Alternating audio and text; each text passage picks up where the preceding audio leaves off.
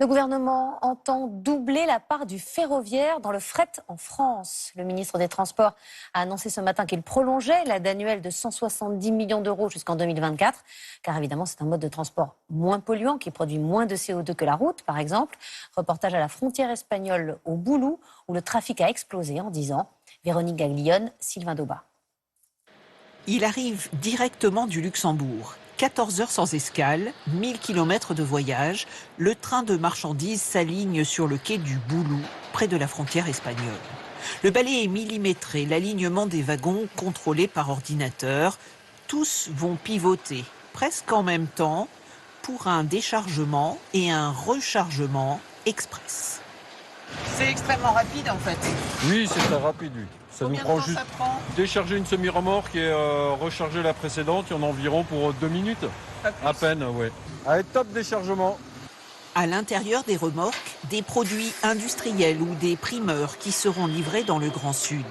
Avec 5 allers-retours par jour à destination de Calais ou du Luxembourg, l'activité a doublé en 10 ans. Cette filiale privée de la SNCF ambitionne de reconquérir le marché.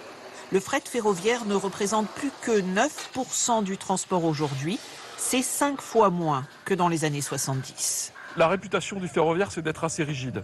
L'autoroute ferroviaire, ce que l'on essaie justement de mettre en place, c'est toute cette souplesse qui existe sur la route, de manière à ce que les clients n'aient pas à acheter des semi-remorques spéciales pour prendre le train et n'aient pas des créneaux horaires très figés pour arriver à charger sur le site. De jour comme de nuit, les routiers déposent leur cargaison ou en reprennent. Une souplesse, une sécurité qui ont séduit ce transporteur. Il expédie la moitié de sa marchandise par rail. Pour lui, le coût est le même que par la route. Mais là au moins, il ne peine plus à trouver des chauffeurs. Les gens qui veulent partir toute la semaine, il y en a quelques-uns. Des gens qui veulent partir à 15 jours, en France, il n'y en a plus. Donc ça, c'est impossible. Donc l'international pour les transporteurs français, c'est très très difficile. Comme ça, on a plus de temps à la maison. On peut se reposer chez soi. On a les week-ends. C'est une meilleure vie qu'avant. Pourtant, le rail a du mal à s'imposer. Sur des distances moyennes, en étant éloigné des terminaux, ce transporteur, comme beaucoup d'autres, a dû renoncer.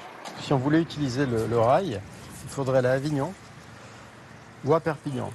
Et donc les distances d'approche sont beaucoup trop importantes pour que ça ait un intérêt économique, écologique. Enfin, ça serait un non-sens. Le transport par route est 9 fois plus polluant que le rail, mais souvent jugé plus pratique par les professionnels. Pour chaque camion embarqué sur un train au Boulou, il en passe environ 35 sur l'autoroute. Il s'attaquait jusqu'ici aux charognes, les vautours.